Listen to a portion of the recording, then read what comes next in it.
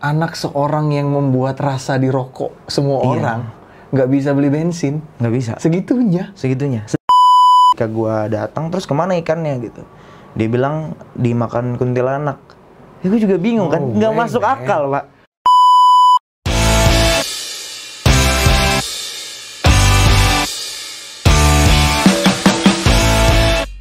Aldwin, Mas Gilang. bro. Aduh. Thank you udah mampir loh.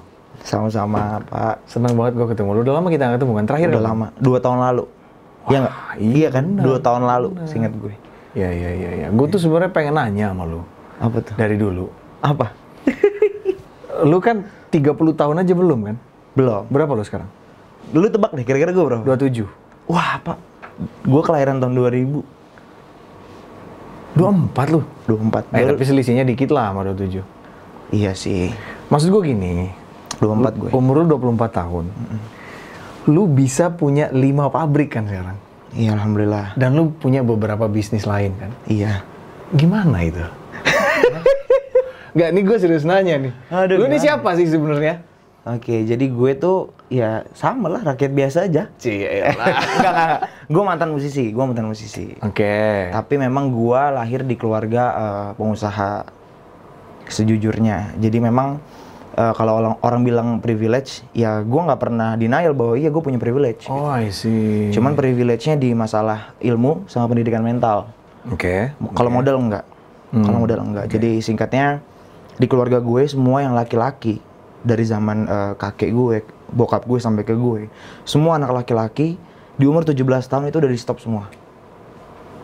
Di stop semua uang jajan, kartu kredit, dan seterusnya gitu. Semua anak laki-laki. Kalau perempuan enggak. Ya, terus jadi ya, tuh? setelah itu lo harus survive sendiri gitu. Jadi privilege menjadi anak orang yang cukup mampu gitu ya. Itu berhenti sampai di umur 17. 17? Iya. Abis itu ya lu kalau mau makan cari sendiri. Bokap gue cuman ngajak gue ketemu, terus dia nanya, kamu nanti ke depan mau ngapain gitu. Pertemuan pertama. Habis itu gue ceritain ya seperti biasa kan, gue juga waktu itu masih aktif nyanyi dan seterusnya. Gue bilang gue pengen jadi penyanyi, ini itu segala macam gue sebutin. Di pertemuan yang kedua dia cuma ngasih gue uang, itu terakhir kali itu. Modal, dibilang kayak gini, terserah lu mau pakai buat apa. Bebas. Mau kuliah boleh, mau usaha boleh. Boleh tau nggak berapa? Berapa ya? Pokoknya akhirnya dari uang itu, gue mikir ngapain gue kuliah gitu. Berarti ini masih 17, 18, 19 tahun? Pas 17. Oh. Jadi gue sekolah kan kecepatan setahun kan. Jadi 2017 tuh pas gue lulus SMA. Gitu. Jadi setelah lulus itu, gue dikasih modal itu, ya gue bilang ngapain gue kuliah. Waktu itu. Akhirnya dari uang itu gue beliin 1 ruko. Di situlah gue bikin bisnis pertama gue. Tanpa ilmu, tanpa keahlian apapun, ya udah bikin aja. Nekat aja. Dengan modal yang dari bokap ya? Iya, tapi setelah itu ternyata alhamdulillah ya rugi lah, tutup. Gue nggak ada ilmu apa-apa sejujurnya. Tapi satu-satunya hal yang membuat gue berpikir, ya udah gue bikin kafe aja. Gue bikin gue beli ruko, terus gue bikin kafe. Gue punya alasan juga. Karena 2016, which is itu 1 tahun sebelumnya, gue itu menang di Trans TV kan. Ajang pencarian bakat. Bakat. Pada saat itu gue pikirannya pendek aja, berpikir kayak ya ini nanti gue bikinin buat jadi tempat ngumpulnya fans club gue lah. I see. Tapi gue merasa gue tuh sudah menjadi seseorang, padahal belum gitu loh. Jadi banyak hal lah yang gue alami di 2016 itu sampai ke 2017. Ya udah akhirnya habis tuh duit gitu kan. Ruko juga nggak jadi apa-apa sampai sekarang. Tapi setelah itu ya gue harus survive sendiri kan. Ya udah gue nyanyinya tetap jalan. Cuman gue tuh kayak apa ya? Mungkin semesta nggak mendukung kali ya gue untuk jadi seorang penyanyi. Iya, jadi kayak gue cinta sama musik gitu pada saat itu. Tapi gue nggak pernah dapat momennya gue mau effort lebih di situ gitu. Nah, jadi yang gue lakukan saat itu ya udah itu menjadi hobi, musik jadi hobi. Ya gue mulai dari jadi tukang asuransi waktu itu. Karena duit gue udah nggak ada lagi, dan soalnya bokap bilang ini terakhir ya. Iya, dan gue juga keluar dari rumah. Habis kan? Habis, Pak. Oh, itu 0 tuh? 0. Yang dikasih di awal tadi? 0 waktu itu. Jadi ya tapi nggak 0 banget, maksudnya gue masih ada beberapa tabungan. Cuman kalau nggak salah 3 juta apa 5 juta gitu sisanya. Itu mah habis, bro. Iya, habis. Setelah itu gue berpikir kan, ini gue nggak punya ilmu nih, makanya gue kayak gini gitu kan. Gue juga harus upgrade, tapi gue udah mau kuliah juga. Ya duit segitu mau daftar di mana? Terus asuransi gimana? Ya gue nyari gitu, apa nih tempat yang memang menyediakan tempat buat belajar gitu. Yang ada kurikulumnya dari Senin sampai Jumat gue bisa ikutin gitu. Tibalah gue di satu website dan ternyata itu website perusahaan insurance. Warna apa? Warna merah. Ya udah, abis itu gue nggak logo Banteng kan tapi? Enggak. Merahnya. Beda. Iya. Udah gue ikutin. Gue ikutin, terus ya udah. Akhirnya gue ngerasa tadinya niatnya cuma mau belajar, tapi akhirnya nyemplung juga di situ gitu. Itu mungkin 8-9 bulan lah gue jalanin. Cukup lama tuh. Cukup lama. Jadi gue bisa lah gue dapat 5 juta, 7 juta sebulan dari situ pada saat itu ya. Cuman habis itu gue ngerasa nggak di situ nih hati gue. Jadi ya gue coba cari peluang yang lain. Palu Gada waktu itu akhirnya nyanyi juga, Palu Gada juga, pokoknya semua deh. Apa lu mau? Semua gua sikat. Sampai akhirnya gua ketemu satu majalah waktu itu. Majalah itu tuh ngasih tahu peluang panen ikan lele waktu itu. Jadi ternyata faktanya adalah waktu itu ya, gua nggak tahu kalau sekarang. Kebutuhan konsumsi lele di Jabodetabek dalam seharinya tuh nyentuh 20 ton dalam sehari. Gede juga ya? Gede juga. Artinya kan ada market nih di situ. Iya betul. Gue cuman berpikir simpel, nih gue harus dapat nih minimal 10%-nya lah gitu. Iya, saat itu. Tapi gue nggak tahu cara ngerawat ikan dan seterusnya. Yaudahlah gue belajar gitu. Nah, itu juga pilihan yang berat tuh karena Pak, kalau kita bicara masalah lu ternak lele, lu harus siap panas-panasan, kotor-kotoran. Bener. Kayak gitu kan. Sedangkan sebetulnya lu tuh musisi gitu. Waktu itu tuh gue kayak ngartis ya. Iya, tapi kalau gue ngeberatin yang ini nih, sisi keartisan itu, gue nggak bakalan bisa hidup sejujurnya pada saat itu. Gue nyanyi tuh di depan satu minimarket, Pak. Cuma dibayar 300.000 bertiga, gue ambil. Saking nggak ada jobnya gue. 100.000 satu orang dong? Serius. Jadi waktu gue menang itu, gue sebetulnya desain sama satu label gitu dan nggak ada isu dengan labelnya. Gue cinta banget bahkan sama si labelnya. Sony ya? Iya, boleh disebutin ya? Boleh. Ya gue desain sama Sony Music gitu, tapi belum ketemu waktu yang tepat buat rilis. Jadi dari 2016 gue menang, gue baru rilis itu 2018. Cukup lama itu. Nah, 2 tahun. Jadi 2017 itu gue mesti ngapain gitu kan, terus gue juga harus hidup. Akhirnya gue mikir tadi udah deh dari asuransi, gue kumpulin modal, gue bikin kalau nggak salah 5 kolam deh. 5 kolam bundar itu. Nanti gue juga ada fotonya sih, nanti gue bisa kasih lah. Ya, gitu. Share ya. Gue bingung nih, tempatnya di mana? Gue udah beli semua kolamnya, gue nggak punya tempat. Di situ lo gue datang lagi sama bokap gue. Gue datang, gue bilang boleh nggak gue pakai. Jadi bokap gue punya sebidang tanah gitu di pabrik. Di depannya nggak kepake gitu. Lumayan 400-500 meter. Oh gede itu, lumayan lah. Lumayan, bisa muat mungkin 20-30 kolam. Iya. Tapi kata bokap gue boleh dipakai, cuman nggak ada yang gratis di dunia ini katanya gitu. Mesti nyewa ya? Iya, pokoknya momen-momen itu tuh gue lagi benci-bencinya sama bokap gue. 2017 itu asli gue bener-bener benci banget sama bokap gue karena. Kenapa, Win? Ya kan gue kaget, Pak. Maksudnya harus gue nggak pernah denial, gue bilang hidup gue lumayan enak gitu sebelumnya. Iya. Tapi begitu 2017 gue nggak siap, semuanya ditarik fasilitas, gue kaget kan, gitu. Ya udah gue bilang ya udah nggak apa-apa. Jadi gue bayar sewa sama bokap gue.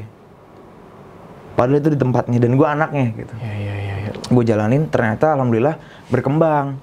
Dari 5 kolam, 20 kolam, sampai akhirnya kebutuhan terus masuk. Gue harus pindah tempat. Ya gue pindah tempat daripada gue nyewa sama orang lain lagi. Ya bokap gue juga punya tanah gitu. Yang lumayan gede, 3.000 meter. 3.000 apa 5.000 gitu. Ya udah di situ gue akhirnya bangun 120 kolam. Wah, banyak loh. Itu dari yang pendapatan bersih gue tuh 5 kolam tuh mungkin 5 juta, 7 juta per bulan.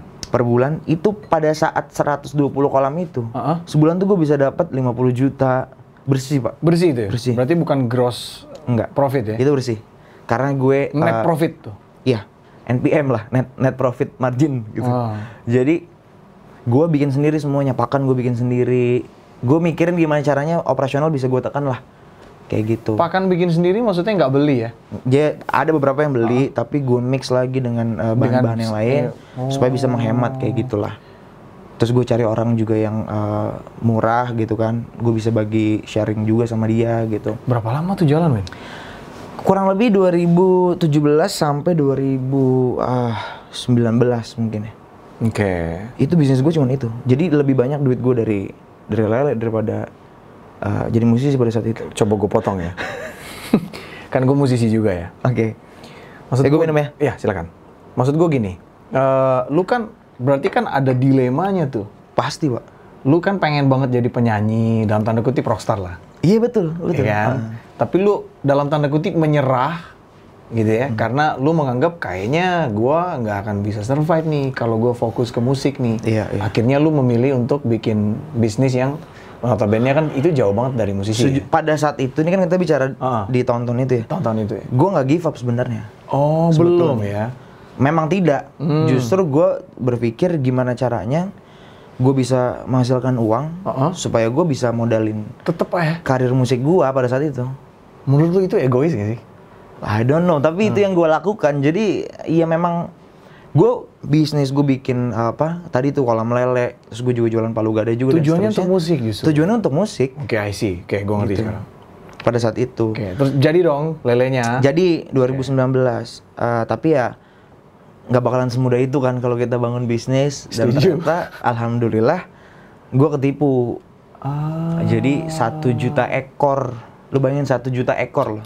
Gue jual per pieces, karena gue jual bibit. Oke. Gue jual per pieces. Per pieces itu waktu itu gue jual kalau nggak salah 70 atau 100 perak. Oke. Bisa dikali kan? Kali 1 juta, 1 juta.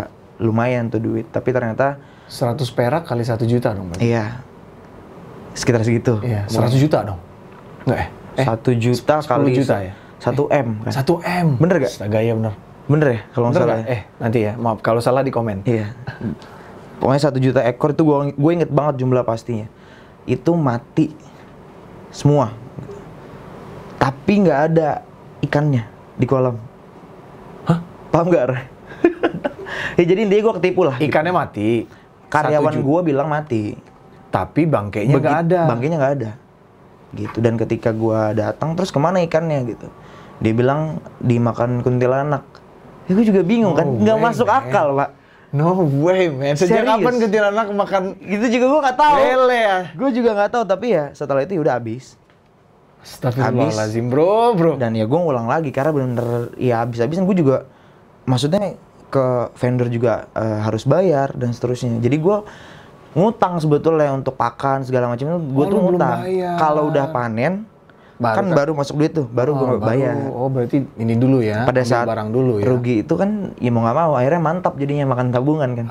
Semua kekuras gitu. Wow. Ya udah akhirnya ya situ gue sisain kalau nggak salah tersisa, bukan menyisakan ya, memang tersisa segitu.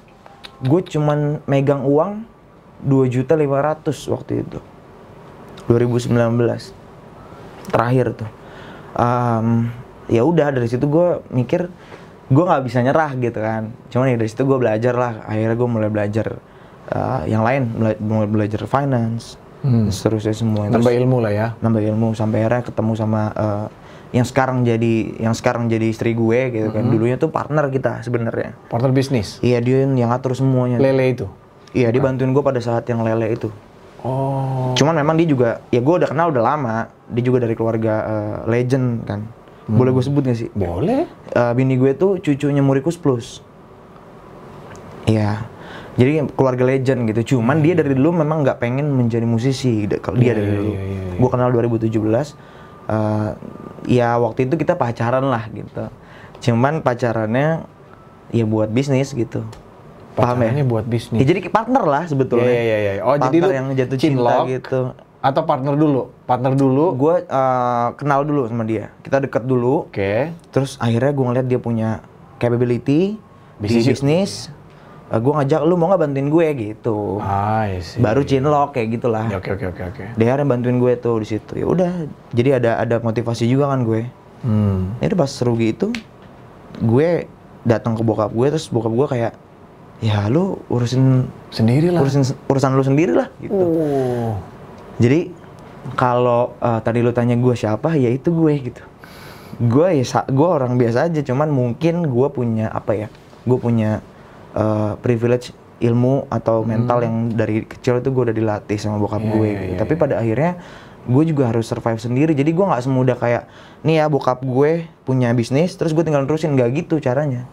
Yang harus gue lakuin ya gue ulang lagi dari awal. Bahkan ketika gue akhirnya udah siap gitu untuk akhirnya terjun ke bisnis, kita pecah perusahaan. Jadi sampai hari ini gue nggak pernah satu perusahaan sama bokap gue, nggak boleh memang. Itu didikan bokap. By the way, bokap bisnis apa sih? Kalau bokap gue di industri flavor, Pak. Flavor untuk food, untuk tobacco. Kalau dia mostly memang banyaknya di rokok ya. Jadi dia bikin saus untuk rokok. Gadis kretek, nah itu kerjaan bokap gue. Oh iya? Iya. Oh, I see. Gitu. Dan itu jalan sampai sekarang ya? Iya, gede banget, Pak. Gitu. Dari ya kita sebut aja lah brand-brand yang besar itu rata-rata kayak Jarum. Itu bokap lu sama flavornya? Gitu. Iya, flavornya. Oh, berarti yang min itu semua itu? Iya. Yang dikaji sama perusahaan bokap lu berarti yang dibikin? Kita yang bikin flavornya. Bokap gue yang bikin flavornya. I see. Gitu. Oh, pantesan. Wah, berarti lu anak orang kaya banget dong. Nah, ini yang mau gue kasih tahu juga ya. Maksudnya gini, gue nggak pernah denial. Iya, alhamdulillah.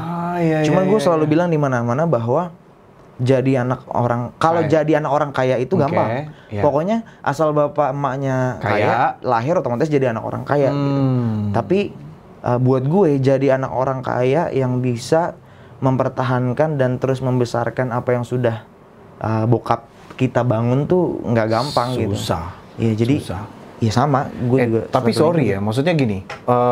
Gue tidak mendiskreditkan orang kaya, anak orang kaya atau bukan ya. Masalahnya gini, Win. Kalaupun seseorang itu anak orang kaya dan dia meneruskan perusahaan bapaknya gitu ya, kalau dia nggak pinter juga kacau tuh perusahaan. Iya, tadi gue mau ngomong ke arah situ sebenarnya. Iya.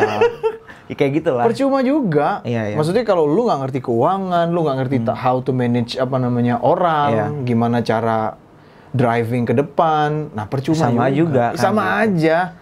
Ya gitu sih, itu yang tadi mau gue coba sampaikan lah. Intinya seperti itu. Tapi gue ngelihat lu sih, lu gak kelihatan kayak anak manja sih, jujur aja. Ya karena tadi sih, itu 2017 tuh benar-benar momen gue, apa ya, kayak dipukulnya, dibanting-bantingnya tuh di situ gitu. Karena gue baru kalau pendidikan secara bisnisnya, entrepreneurship, ilmunya gitu, ilmu pengusaha, dari kecil memang. Ditempa ya? Memang ditempa gitu. Iya. Tapi nggak pernah ada kesempatan untuk jalanin kan. Iya benar-benar. Sebelumnya gitu. Akhirnya mungkin berbekal ilmu tadi, ya di 2017 bokap gue tuh narik semua fasilitas supaya ini kayaknya nih anak udah harus mulai. Gue nggak tahu ya apa sih filosofinya bokap gue melakukan itu atau kakek gue melakukan itu, gue nggak tahu sejujurnya. Itu yang baru mau gue cari tahu nih, karena kan sekarang mau punya anak kan. Iya. Gue juga mulai harus berpikir nih, apakah gue akan melakukan hal yang sama atau enggak. Anak gitu ya. Iya. Dan dulu gue memang kesel itu sama bokap gue karena gue kaget gitu. Tapi alhamdulillah survive dan sekarang gue malah cinta banget sama dia. Oh, I see. Iya, jadi gue malah baru sadar, oh ini ternyata bentuk cintanya dia ke gue gitu. Semua fasilitas tuh ditarik. Umur 17 tuh. Umur ya? 17. Yang apa-apa lu gampang kan? Tadinya ya. Lu mau apa tinggal minta kan? Iya. Mau apa tinggal pakai kan? Tiba-tiba ditarik, wah itu sih kaget sih. Yang disisain cuma satu. Apa tuh? Mobil. Oh. Itu tok. Tapi gue juga sering mobil kali. Mobil merah tuh? Enggak. Bukan? Mobil itu mah gila banget, kalau gue dikasih itu mah langsung gue jual, Pak.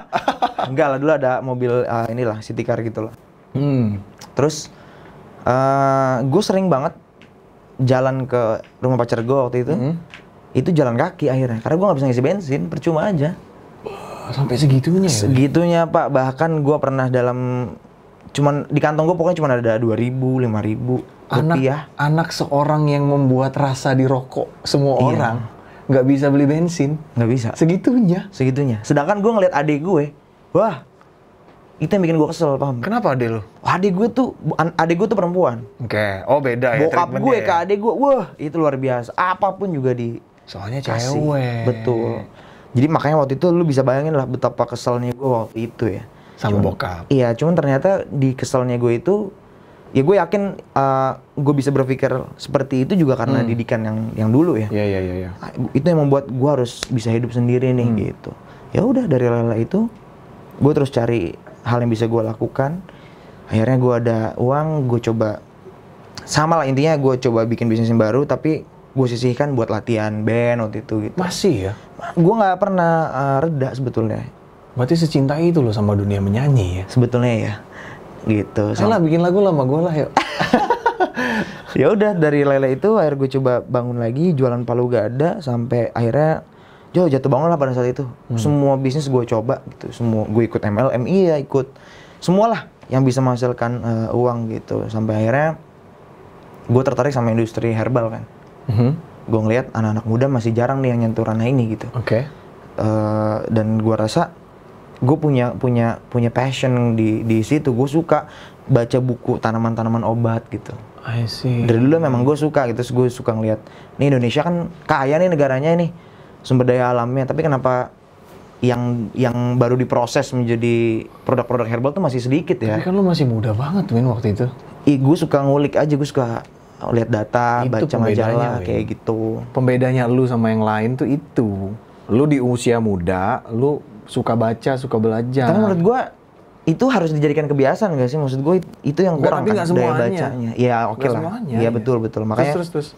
makanya itu yang gue selalu kasih tau ke teman-teman. Ya lu harus banyak belajar gitu dari manapun. Akhirnya gue coba minta dibikinin satu produk. Si herbal tadi ya? Si herbal Produk tadi. herbal ya? Ujung-ujungnya gue tetap minta ke bokap gue untuk bikinin. Oke. Karena dia kan punya pabrik waktu itu. Cuman memang beda industrinya aja. Ketika gue minta dibikinin, dia terlihat senang gitu. Wah ini anak gue kayaknya udah mulai menemukan nih gitu waktu itu. Tapi tetap aja, gengsinya tetap ada. Dia bilang, ya udah gue bikinin lu produk, tapi kalau udah laku, lu bayar. Jadi gue konsinyasi sama bokap gue. Akhirnya gue dibikinin satu produk. Dan alhamdulillah nggak laku tuh produknya. Gue mau ketawa bingung. Iya beneran nggak laku. Itu bener-bener Iya, mangkrak iya. di gudang aja. Oh jadi inventory dong? Jadi inventory, bahkan gue terlilit hutang juga pada saat itu. Lalu ngutang sama siapa? Nggak, jadi bukannya gue ngutang, tapi gue punya partner. Oke. Kita bikin sistem distribusinya. Gue ketemu orang lah intinya. Oke. Terus kita bikin sistem distribusinya. Pakai sistemnya tuh reseller, agen, kayak gitu. Oh, MLM bukan? Bukan. Nah tapi ada mismanagement. Mereka yang udah join. Jadi sempat mereka join tuh. Oke. Kita sempat keluar 2000 pieces lah. Ada orang sekali join tuh beli 1000 gitu. Oh banyak dong. Join lagi beli 1000. Tapi setelah itu partner gue ini kabur.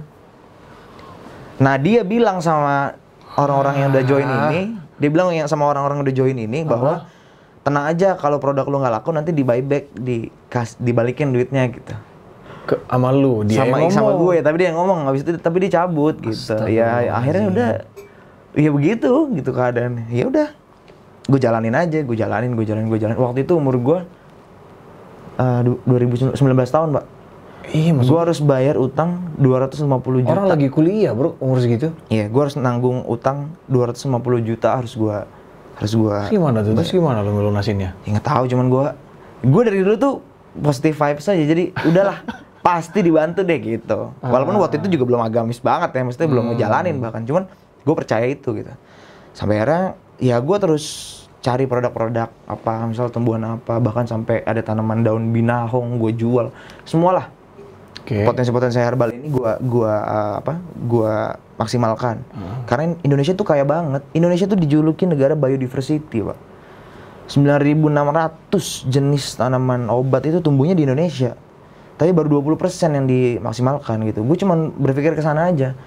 Soalnya kan kalah sama itu. Iya. Apa namanya? Modern. Iya, modern medicine ya? Iya, betul. Tapi ya akhirnya gue yakin pasti ada marketnya kok. Sampai akhirnya 2020 itu gue bilang sama pacar gue waktu itu, kita udah terlalu ini nih, udahlah nikah aja. Gue udah nggak tahu, udah susah Pak. Udah bingung mau makan apa dan seterusnya gitu. Sampai akhirnya udah kita mutusin untuk nikah. Nikah pun juga ya itu beda cerita lah. Intinya gue ditipu juga sama WO. Ya Gue elah, Win. ya kayak gitulah sampai akhirnya Gue mencatat udah 3 kali nih lo ditipu nih. banyak Pak. Sebenarnya itu gue ditipu. Sebenarnya lebih ya. Lebih.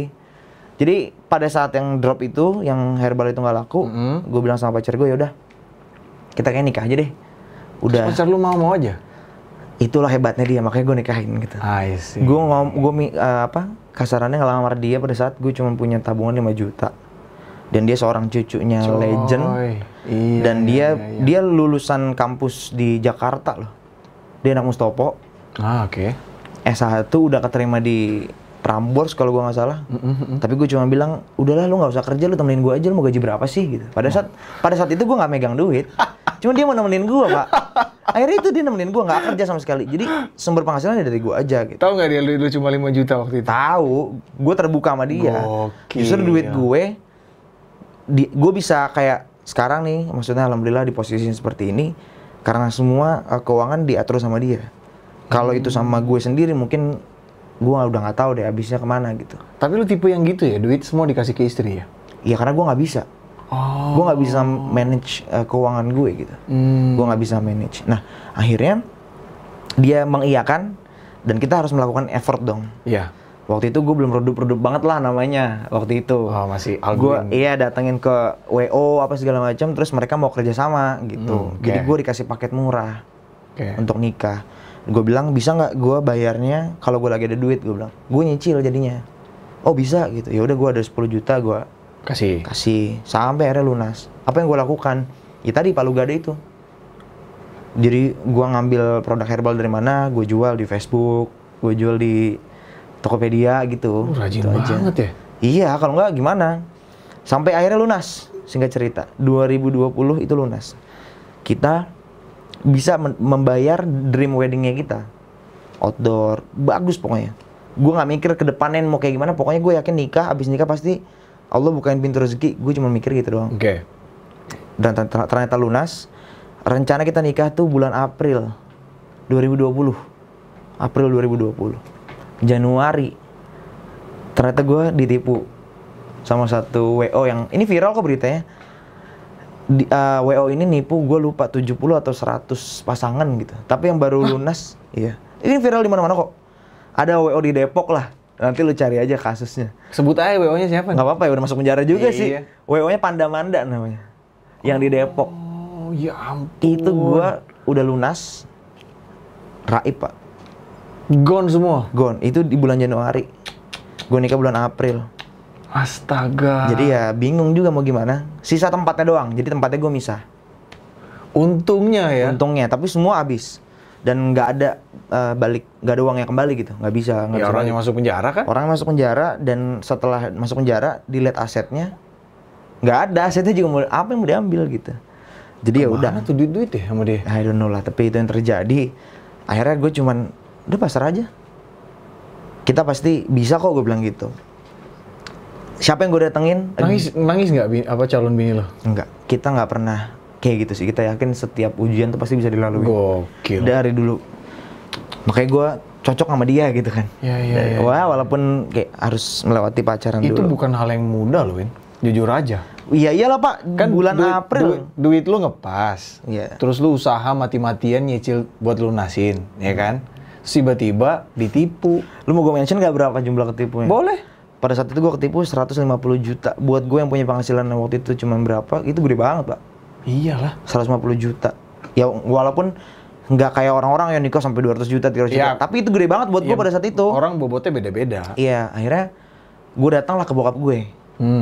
Pasti kan? Ya. Setelah gue datang, bokap gue cuma ngomong gini. Lu selesain urusan lu sendiri pokoknya.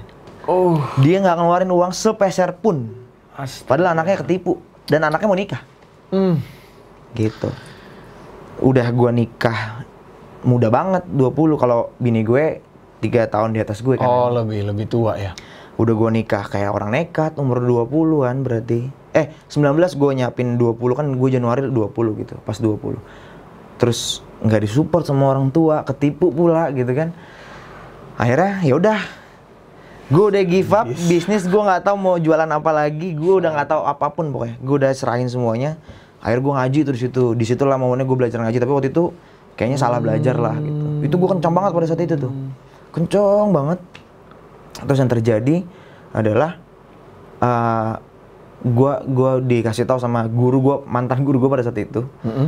Udah lah, pokoknya lu nikah aja udah. Nikah, urusan setelah nikah itu belakangan gitu. Tapi gimana gua ketipu. Guru di ngaji kan? Iya. Ustadz gitu ya? Satu ustadz gitu, tapi ya gue bisa bilang itu gue salah inilah. Menurut gue. Salah pengajian. Jadi gue kencang banget pada saat itu. Oh, Gua kanan kencangnya- banget lu. Kanannya kanan pojok banget pada Kanan saat itu. mentok Pada ya? saat itu ya mentok. Nah, akhirnya Oh. ya udah. Gue bilang kita harus ngelakuin apa nih? Satu-satunya kan tadi gue bilang ya, satu-satunya aset yang ada di gue tuh mobil. Kalau gue jual tapi mobilnya gue nggak bisa dagang Kemana-mana. lagi gitu kan, karena dagang gue kan di Facebook. Gue nggak paham digital marketing, Pak. Waktu itu ya? Iya, cuman Facebook, itu pun juga temenan, kayak gitu-gitu doang. Sisanya ya gue dagang ke apotik atau apa segala macam kayak gitu. Sampai akhirnya ternyata dikabarin, jadi WO di Jakarta itu berkumpul untuk ngebantu korban Panda-Manda. Oh. Wah, itu luar biasa, orang-orang baik banget tuh. Orang-orang baik banget gue akuin. Gue lupa siapa yang jadi pionirnya pada saat itu. Intinya kita dibantu dengan syarat lu tunjukin invoice. Oke. Kita tunjukin dan kita dibantu. Jadi dari yang 150 juta dengan spek yang sama, gue cuma tinggal harus bayar tuh 70 jutaan, setengahnya, hampir setengahnya. Ada tuh duitnya waktu itu? Kan akhirnya gue sekolahin tuh mobil gue. Oh. 70 juta nih, dapat gue 110, inget banget gue. Dapat 110 juta. Gak ada BPKB? Gak ada BPKB. Dapat 110 juta, 70 juta gue bayarin. Oke. Sisanya gue puterin lah buat bisnis apa gitu, gue bikin. Tapi kan lo harus nyicil tuh mobilnya? Iya, makanya beberapa sisanya tuh buat 2 kali cicil, sisanya gue puterin gitu. Tapi puterin juga waktu itu ya masih nggak tahu mau bikin apa gitu. Udah, singkatnya gue bayarin, alhamdulillah lunas. Jadi Februari itu udah lunas semua, tinggal nunggu nikah aja. Ya udah di situ gue struggling. Cepet banget Win lu ngelunasinnya. Enggak, maksudnya dari yang refinance tadi, Oke. WO segala macam gue lunasin gitu. Oh, Tapi maksudnya I see. cicilan mobilnya mobilnya masih belum. berjalan. Oke, Gue oke, masih oke, belum oke. tahu kayak gimana. Itu bulan Februari itu. Februari. Bulan Maret, Pak. Covid. Oh iya, 2020 kan? 2020 Iya. Covid. Semua WO angkat tangan, nggak bisa berjalan, Nggak bisa bikin acara. nggak bisa. Gokil. Gue bilang, Gila, aduh, kejadian. ini gimana nih? Lu Gua ada bilang. dosa apa sih Win bisa sampai begitu? Banyak banget kali dosa gue tuh, parah. Gue nggak ngejudge ya, tapi maksudnya orang kan suka gitu ya. Beneran, tapi Kok beneran. sial banget sih gitu loh. Itu gue tanyain ke vendor, nggak bisa, mereka nggak mau. Gue minta balikin duit, mereka juga nggak bisa. Terus gue bilang, ini gimana nih? Akhirnya gue datang ke rumahnya calon istri gue waktu itu. Gue bilang, ini pandemi nih, gue nggak tahu harus gimana. Pilihannya cuma 2, gue bilang. Pilihan yang pertama, kita tunggu sampai pandemi selesai. Tapi gue nggak tahu kapan selesainya, gue bilang kayak gitu. Saran gue, lu ikutin, mama ikutin. Waktu itu gue masih tante ngomongnya, pilihan aku yang pertama. Oke. Apa pilihan pertama? Ya udah, kita tetap nikah, tapi di KUA aja. Oke. Ya akhirnya itu yang gue lakuin, jadi gue majuin. Kita nikah harusnya tanggal 11 April, gue majuin ke tanggal 2 April, dan kita nikah akhirnya di KUA doang, biayanya 800.000. Emang. Gue ketipunya 150 juta, terus bukan ketipu ya sebenarnya. Ya terus Covid itu 70 juta, endingnya nikah cuma 800.000. Dan dari hari itu sampai gue sekarang udah nikah hampir 4 tahun, gue nggak pernah bikin resepsi lagi. Jadi itu saksi banget sih. Nah, tadi yang gue kasih tahu ya, gue yakin banget bahwa Allah pasti bantu. Ya. Seminggu setelah gue nikah, Ya. gue ketemu sama seorang influencer yang menurut gue banyak berjasa lah. Oke. Akhirnya gue ketemu sama Atta Halilintar Oh, Atta. waktu itu. Kenapa gue bisa ketemu? Karena satu-satunya hal yang bisa gue dan bini gue lakukan pada saat itu untuk nyari duit adalah kita kayaknya harus jualan pakai influencer nih. Oke. Tapi kita nggak bisa bayar di depan. Influencernya. Karena kan kalau bayar di depan 6M, 3M, gila duit dari mana? Waktu itu gue mikir ya kan. Iya. Bini gue bilang, udah kita email aja semua influencer. Email mau ngapain? Gue bilang, kita ajakin bisnis bareng, profit sharing. Gue bilang, mana ada yang mau kayak gitu? Iya nggak? Lu bukan Lu pernah siapa-siapa. sharing ini belum sih? Belum. Belum ya? Baru di sini nih. Terus. Lu mau mau bayar pakai apa satu. Terus lu tuh siapa? Tiba-tiba lu ngajakin orang artis terkenal untuk bisnis bareng. Gila kan? Nggak masuk akal, Pak. Lu siapa ya? Iya, secara logik sih iya. Iya kan? Iya. Terus ya akhirnya kita email 100 influencer gitu, termasuk Atta. Belum, waktu itu belum ada. Oh. Jadi 100 itu nggak ada yang balas. Kita cari 100 lagi. Siapa aja tuh, yang banyak lah pokoknya. Top 3-nya lah. Nggak mau gue sebut. Top 3-nya. Top 3-nya waktu itu ada yang influencer inisialnya RV ada juga di situ. AG ada juga. Banyak lah cari pokoknya. Sendiri ya. Itu semua nggak, bahkan email gue nggak dibuka sama di sekali. Oh, nggak di read. Nggak di read sama sekali. Akhirnya kita cari 100 lagi. Nah, di antara 100 yang kedua ini ada nama Atta Halilintar, tapi itu paling terakhir. Karena waktu itu 2020 loh. Covid belum kayak sekarang. Sekarang tuh semua brand kayaknya ke influencer kan. Iya, benar. Waktu itu jarang banget. Kalaupun ke influencer waktu itu masih PP, tau, paid promote. Belum yang BA belum banyak kayak gitu. Belum. Jadi momennya pas aja menurut gua. Kita udah hampir give up di 100 yang pertama ini, nggak dapat. Di 100 yang kedua sempatlah ketemu beberapa influencer, tapi nggak berakhir baik. Mereka minta dibayar di muka. Ya gue bilang ya kita nggak bisa gitu. Mereka kasih rate 2M 3M, gila. Ini gue usaha aja belum jalan. Sadis. Gitu. Ya akhirnya gue bilang udahlah, nggak usah terusin lagi. Kita siapa? Gue bilang. Tiba-tiba masuk notif. Ada satu manajemen yang ngebales. Ya manajemennya Bang Atta Halilintar. Gitu. Satu-satunya dari 200 email yang gua kirim. Itu baru email ya, kita juga di DM juga ada, di Line juga kita hubungin lebih semua. Dari itu ya. Banyak. Cuman dia yang balas. Walaupun timnya yang balas, tapi kita dihargain gitu. Bener. Dibales, gue cuman reply lagi, gue bilang tolong kasih gua waktu 1 menit aja. Ketemu sama Atta.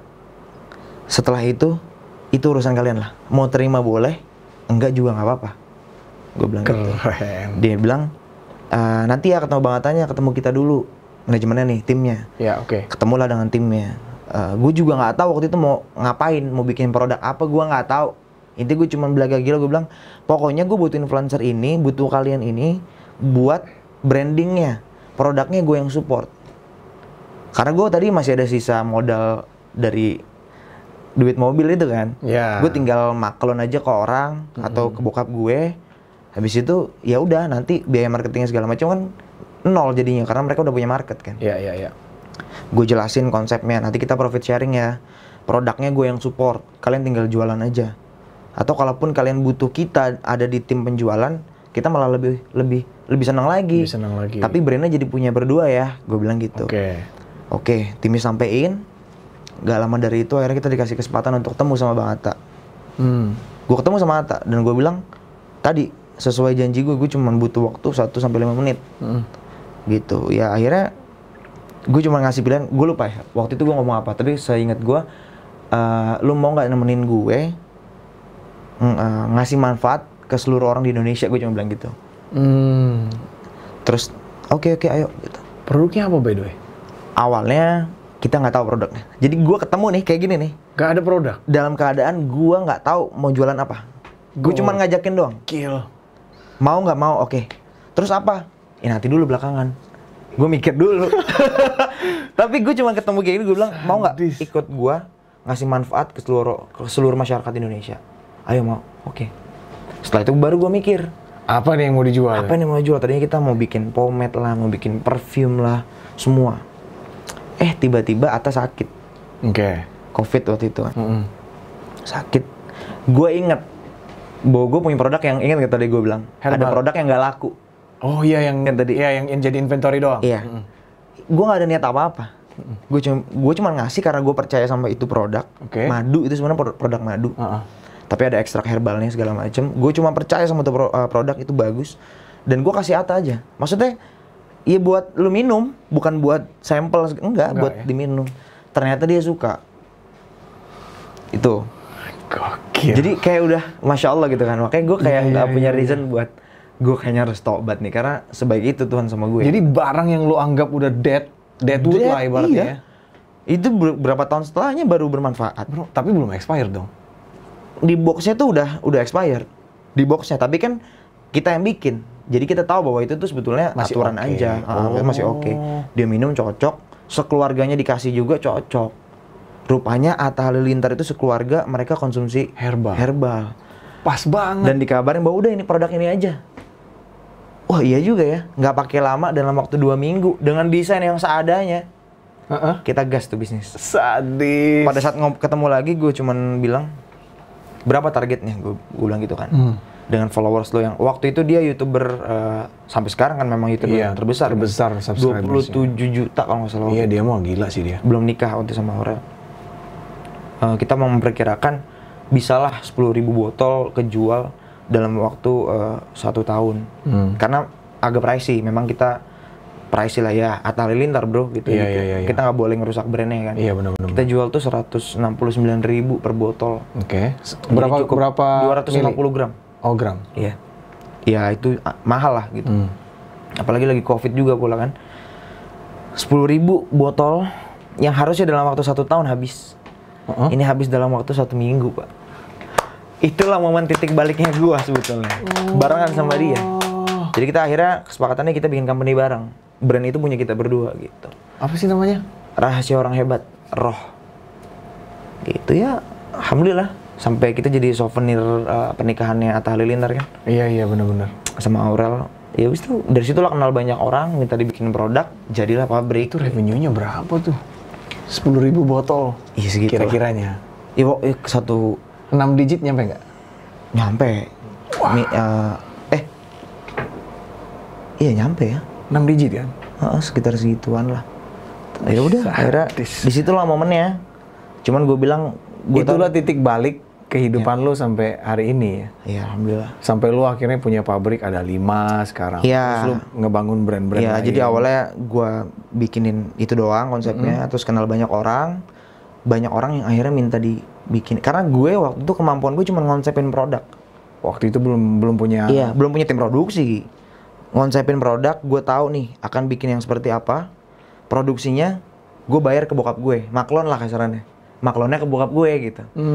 Tapi akhirnya gue coba bangun tim, mulai hire orang-orang yang bisa produksi dari situ, sampai akhirnya bisa bikin pabrik sendiri kan. Pabrik pertama gue itu di tempatnya bokap gue. Jadi bokap gue pindah, itu kosong gue pakai. Gue sewa. Sewa lagi. Sewa, tapi seperti biasa bokap lu seperti gak akan biasa. ngasih ya. Itu tempat sampai hari ini gue masih sewa. Iya, di Sentul ya, yang di Sentul. Yang di Sentul itu. Itu gue masih sewa. Nah, akhirnya gue datengin tim orang-orang yang bisa bikin produk karena gue belajar dari mentor gue. Mentor gue bilang, kalau lo mau bisnis, jangan cari what-nya, jangan cari gimana atau jangan cari how-nya. Ketika lo nggak bisa melakukan sesuatu, nggak usah cari how-nya, tapi cari who-nya. Siapa yang bisa gitu. Ya memang agak nyeleneh, tapi itu yang gue lakukan gitu. Jadi gue nggak mikir gimana cara gue bisa produksi, gue cari siapa orang yang bisa gitu. Ya udah akhirnya dari situ gue mulai jadi satu pabrik kecil. Waktu itu masih kecil di situ. Banyak orang yang minta dibikinin produk. Ya udah akhirnya gue buka jasa maklon sampai sekarang. Ya udah akhirnya berkembang lah jadi 5 pabrik ya. Berkembang akhirnya. Bukannya izin pabrik itu susah ya Win? Iya, makanya gue tadi gue bilang itu orang maklon sama gue dengan izin yang awal-awal ya. Awal-awal izin itu nggak jelas apa. Oh iya? Iya. Tapi yang bikin percaya ya. Yang bikin di kita tuh artis-artis, Pak. Ya, karena kan lu startnya kan dari Atta kan. Iya. Lama-lama siapa aja tuh? Dan mereka trust dengan itu gitu. Yang Atta tadi ya. Iya. Iya akhirnya Aurelnya juga kita akhirnya bikin garap juga gitu kan. Setelah nikah mereka kita bikin minuman kolagen. Setelah itu ada yang ini kayaknya gue nggak berani sebut sih sebenarnya. Tapi gue pernah bikin sesuatu lah sama Bang Putra Siregar lah.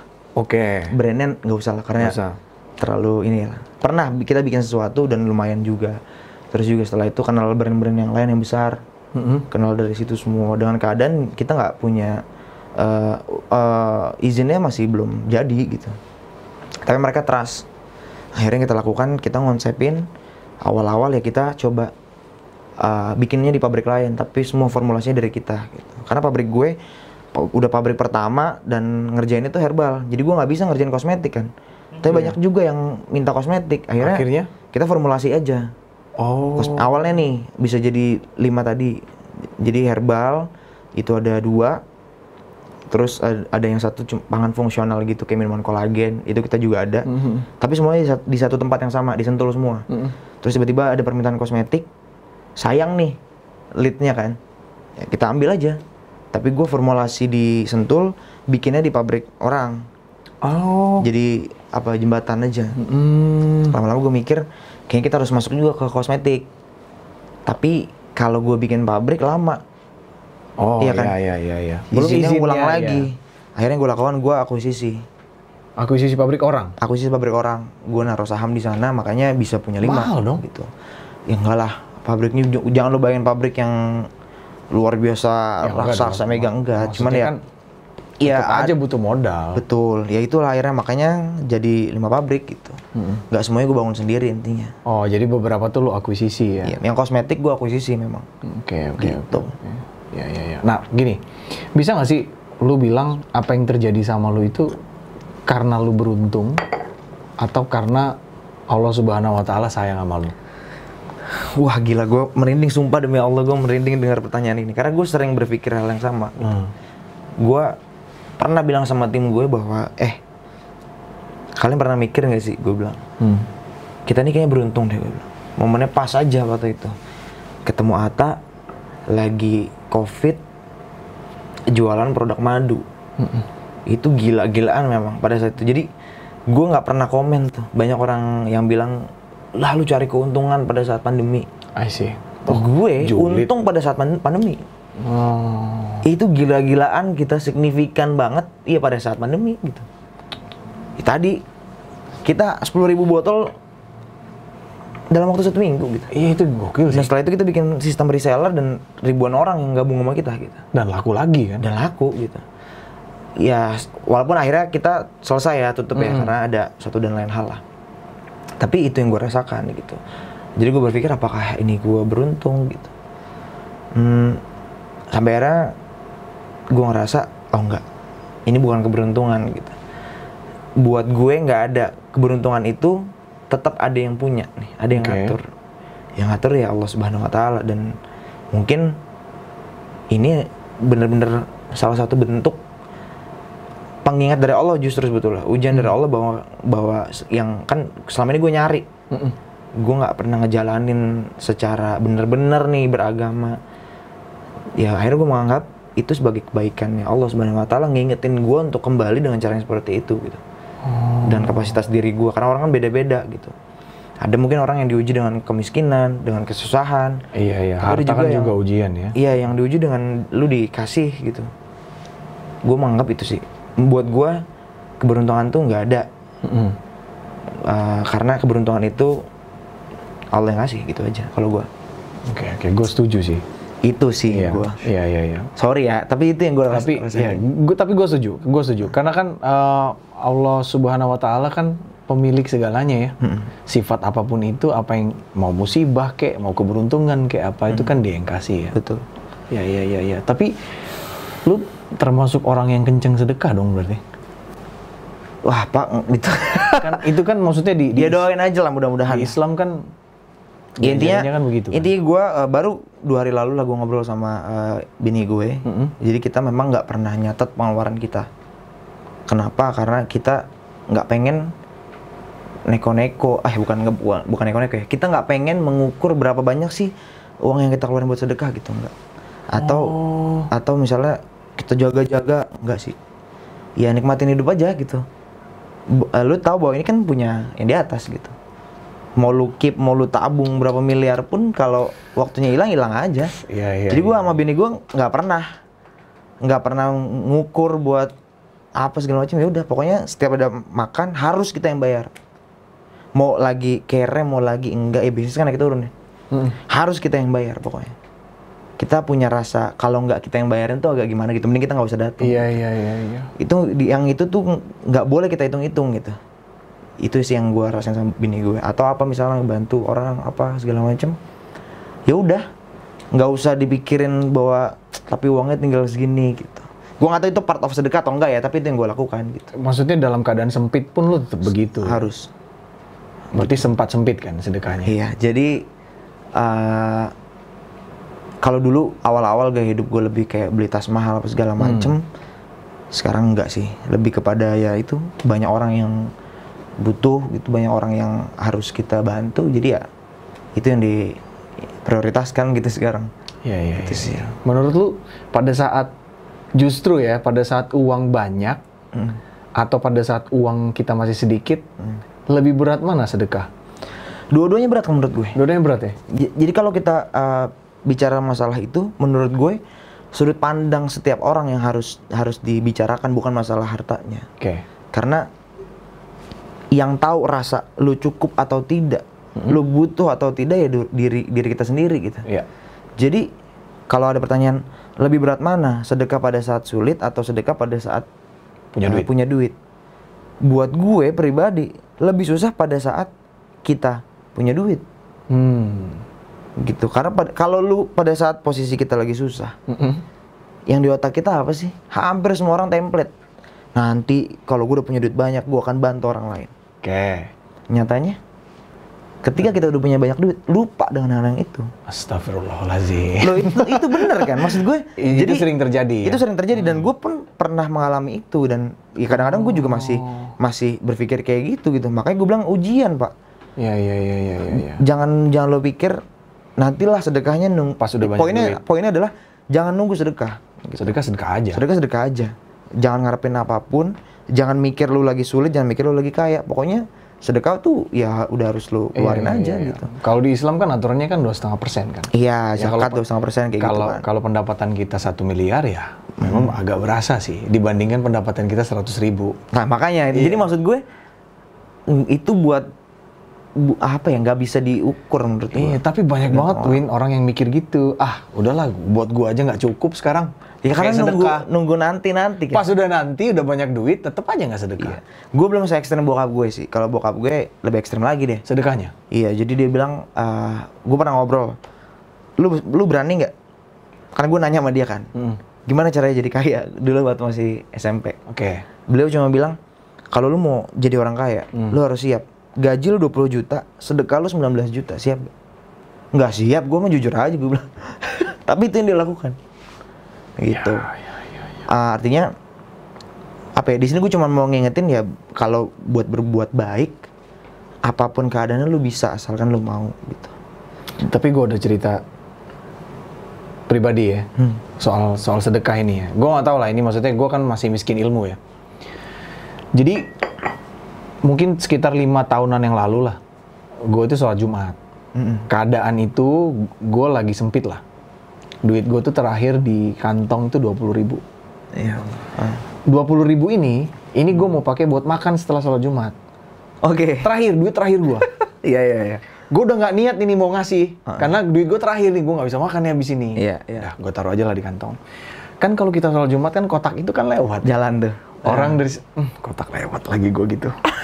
Duit gue tinggal segini. Iya. Gitu ya. Ini gue inget banget, ini Jumatan bulan Ramadan. Gue lupa tahunnya. Udah mulai deket lagi, udah tinggal 3 orang lagi, kotak dateng, giliran gue. Astagfirullahaladzim, hati gue tuh berat kalau nggak ngasih. Sementara duit gue tinggal 20.000. Ya udahlah, Bismillah aja. Ya Allah, ini duit terakhir saya gitu. Tetap gue kasih. Singkat cerita, hari itu gue nggak makan.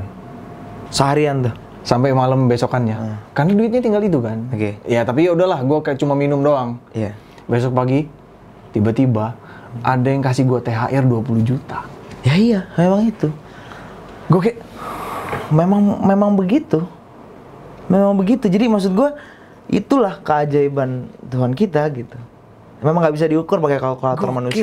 Itu pengalaman yang betul. Nah semenjak itu, alhamdulillah gue setiap hari Jumat, maksudnya bukannya mau ria ya, tapi iya, nggak apa-apa pengalaman itu, tapi bener-bener gila sih. Itu bener-bener duit terakhir, Win. Bayangin lo, 20.000, lo nggak bisa makan nih kalau ini dikasih. Iya. Gue Bismillah aja, Bismillah ya Allah, ini duit terakhir saya. Kayak gitu. Jadi emang jangan ukur sedekah. Jadi gini, kalau gue bukan Ustadz gue bilang ya, bukan menabung yang pangkal kaya, bukan. Okay. Tapi sedekah yang pangkal kaya. Gue setuju nih. Itu guru gue bilang gitu. Gue setuju. Jadi ya itu gue coba lakukan. Kayaknya gue harus ketemu sama guru lu nih. Apa kita ajak ke sini buat bahas Ramadan? Gitu lah intinya.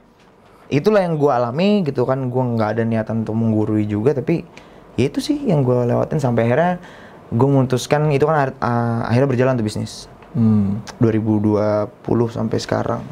Di 2022 kemarin gue akhirnya mantap untuk keluar dari label gitu. Akhirnya lu memutuskan untuk pure nggak main musik ya? Iya, kalau berarti lu nggak lepas tuh ya? Nggak lepas. Jadi tadi pertanyaan lu, makanya kenapa gue jawabnya di akhir nih? Karena di situ momennya. Jadi akhirnya gue menyerah. Dari mimpi lo ini ya? Di 2022 itu gue menyerah. Padahal di 2 tahun itu, 2020, 2021, gue lupa ya 22 atau 23 gue keluar. Tapi ini gue keluar belum lama ini kok. Itu gue udah bahkan gue banyak nomboknya gitu di musik. Saking cintanya gue pada saat itu, saking cinta gue sama musik, mendingan gue yang ngeluarin duit daripada gue dibayar. I see. Sampai kayak gitu, gue udah nggak mikirin bayaran lagi. Pokoknya gue harus musik, nyanyi. Cuman ya akhirnya ya gue gue ngaji juga apa segala macem. Akhirnya mantap untuk yaudah gue keluar deh dengan sangat berat hati. Kalau lu tanya gue nyerah atau enggak, yes gue nyerah. Di momen itu gue nyerah. Oke, itu lebih ke arah nyerah atau karena lu belajar agama terus kan ada beberapa ulama yang berpendapat bahwa musik kan haram. Ya itu pasti ya. Itu pasti. Cuman sejujurnya gue juga iman gue belum sekuat itu juga. Gue memang guru yang gue yakini arahnya ke sana juga, dan gue juga meyakini itu bahwa itu merupakan hal yang itu hal yang haram gitu kan. Ya. Itu menjadi motivasi gue pasti. Tapi yang lebih mendasari lagi adalah karena gue nyerah. Jujur gue nyerah. Maksudnya kayak udahlah cukup lah gitu. Masalah impian ini kayaknya gue nggak kesana gitu. Iya. Ya gue udah coba segala cara gitu ya. Cuma memang gue ngerasa effort gue tuh nggak sekuat itu di musik. Iya, jadi bisa jadi ternyata passion gue. Jadi gini, orang tuh berpikir enak ya kalau kita ngejalanin sesuatu tuh sesuai dengan passion. Ternyata passion kita tuh bisa aja satu manusia passionnya banyak. Dan itu gue sadarin. Sekarang gue jalanin apa yang gue jalankan sekarang, gue bahagia banget dan cinta banget. Lu juga passionate gitu ya? Gue passionate banget. Oh ternyata selama ini gue berpikir itu gue sempat berat pak. Gue bisnis nih kayaknya gue nggak passion deh. Passion gue di nyanyi deh. Tapi ternyata dua-duanya tuh passion gue. Ternyata jadi passion itu lu bisa tumbuhkan ternyata. Itulah nah. Ketika gue membandingkan tadi sempat dilema gue mau jalanin yang mana. Padahal bisa jalanin dua-duanya. Gue coba jalanin dua-duanya. 1 tahun 2 tahun lah. Makanya 2020 sampai 2022 atau 2023 gue lupa. Gue coba jalanin. Rilis beberapa single lagi. Bikin video klip lagi apa segala macem. Tapi setelah gue ukur, effort gue nggak segede itu juga di musik. Jadi mungkin gue ngerasa, oh justru di sini gue malah lebih passion gitu. Makanya udah gue nyerah aja deh. Oke, buat teman-teman mungkin ya mereka mungkin sedang berada di persimpangan itu tuh, Win. Ya. Gimana sih indikatornya atau kayak ukurannya gitu? Kalau lu kayaknya gue nggak di sini nih, kayaknya gue harus segera banting setir. Tanda-tandanya tuh apa sih, Win? Harus pivot gitu ya, harus pindahnya. Tanda apa ya? Ya pasti gue tuh orangnya nyeleneh pak. Lu kalau nanya ke gue kayak gitu, gue bukan trainer ya. Iya. Gue cuma praktisi aja. Be yourself aja. Kalau jawaban gue simpel sih. Lu mau ngukur gitu, ya mana yang paling menghasilkan itu aja. Oh berarti ukurannya penghasilan ya? Kalau gue, iya. Oh, gitu ya. Fine, it's okay. Jadi seperti itu. Tapi kalau kita bicara masalah rumus di entrepreneurship-nya kan memang harus diukur resikonya, effortnya, waktunya, ya itu tetap diukur-ukur gitu. Cuma kalau gue pribadi, gue orangnya money oriented. Berarti bisa dong, apa yang paling realistis lakuin aja gitu ya? Betul. Betul. Kalaupun ternyata menurut menurut kalian gitu misalnya ya, misalnya ada nih yang kondisinya sama kayak gue, di persimpangan antara serius bisnis atau kerja atau dengan musik. Ya kalau dua-duanya bisa kalian lakukan, ya lakukan aja. Kenapa enggak? Kenapa harus milih gitu? Selama kalian bisa buktikan, bisa komitmen di dua-dua hal ini, kalian bisa menjadi yang TDD bahasanya, terbaik di dunia. Gitu. Tapi kalau gue nggak sejago itu, gue nggak sekuat itu, gue nggak bisa menjalankan atau melakukan hal yang harus multifokus. Gue nggak bisa, jujur gue nggak sehebat itu. Tapi banyak orang yang berhasil kan, Tompi misalnya, dulu-dulunya jalan. Iya. Gitu. Tapi kayaknya kalau disuruh milih, kayaknya dia lebih milih dokter daripada musisi kayaknya ya. That's good. That's why gue pernah, wartawan ada yang pernah blunder nanya sama gue waktu gue rilis single. Gimana tuh dia? Posisinya gue lagi rilis single, interview. Ini mungkin buat akhiran juga ya. Pertanyaannya gimana? Ini pertanyaan yang sangat salah diajukan pada gue. Oke. Dia nanya, kita lagi promo single loh. Mas, tapi pilih mana? Pilih musik apa bisnis? Gue bilang, of course bisnis lah. Gue bilang itu. Aneh banget sih ini pertanyaannya gitu. Padahal lagi promo single, habis itu gue diomelin, tapi ya udahlah. Sama Sony lu diomelin? Sama manajer gue, kita sering bercanda-canda lah. Tapi ya itu, jadi kalau gue pribadi, gue money oriented orangnya. Value hidup gue money. Nggak apa-apa. Gitu, tapi bukan buat tamak ya. Iya. Tadi, gue berusaha mencari value, mencari money itu supaya bisa bermanfaat buat banyak orang, itu aja. Iya. Oke. Lu udah jalanin nih roller coaster kehidupan, Win. Are you happy with your life now? I'm so happy, alhamdulillah. Why? Bukan, kalau gue jujur bukan karena apa yang gue dapatkan, maksudnya secara harta. Tadi kan gue bilang gue money oriented, iya. Tapi yang bikin gue happy sekarang bukan karena gue sudah punya uang gitu. Mohon maaf ya. Tapi karena gue sekarang sudah menemukan ketenangan yang benar-benar tenang. Oke. Karena gue ngaji gitu. Justru itu yang bikin gue tenang. Karena 2020, 2021 pada saat awal-awal gue besar itu, ya hancur gue. Satu, salah belajar. Kedua, punya duit. Jadi ya, gue punya duit tapi gue nggak happy. Oke. Gitu. Rumah tangga gue nggak happy pada saat itu. Jadi ini apa yang bikin gue kayak gini gitu. Gue cari kesini nggak tenang, bandul ini semua. Dalam posisi gue udah nikah padahal. Oh ya? Wah semuanya. Berarti lu sempat masih bandel waktu lu udah married ya? Men, pada saat kita ketemu, lu tahu gue kan itu kan gue udah married. Iya sih. Ini separah itu gitu. Tapi ternyata nggak bikin gue tenang, justru malah makin parah. Jadi money can buy happiness di gue bener. Gitu. Jadi lu udah punya duit berapapun, ketika ada yang kosong di diri lo, apapun ya, banyak value orang beda-beda, kebutuhan orang beda-beda, tapi gue memang butuh guide, gue butuh tenangan, dan ternyata di sholat itu gue tenang, belajar agama gue tenang, mengenal siapa Tuhan gue yang menciptakan gue, itu ketenangan tertinggi gue sih. Oke. Jadi kalau tanya posisi gue sekarang, yes I'm happy, but because of my money, tapi because of my knowledge dari religion itu sih. Yang gue yakinin gitu. Kalau kita rate nih, 1 to 10, 1 sampai 10, happy lu seberapa? 10 mungkin. Maksimal, gue happy banget sekarang. Serius, gue happy banget. Alhamdulillah ya. Alhamdulillah. Iya. Tapi banyak loh yang bilang katanya, uang nggak bisa beli kebahagiaan bro, gitu. Udahlah, kita hidup apa adanya aja. Menurut lu gimana tuh? Itu biasanya orang yang males mikir kayak gitu. Maksud gue, betul, uang itu tidak bisa membeli kebahagiaan, tidak bisa memberikan lu kesenangan, tapi segala sesuatu kan butuh duit juga. Setuju. Dan kita nih, misalnya gue ngaji, justru bukan ngebuat gue semakin, karena banyak orang yang ngaji terus akhirnya udah deh gue ngaji aja, dunia ditinggalin. Padahal nggak gitu. Justru kita orang Islam harus kaya justru. Benar.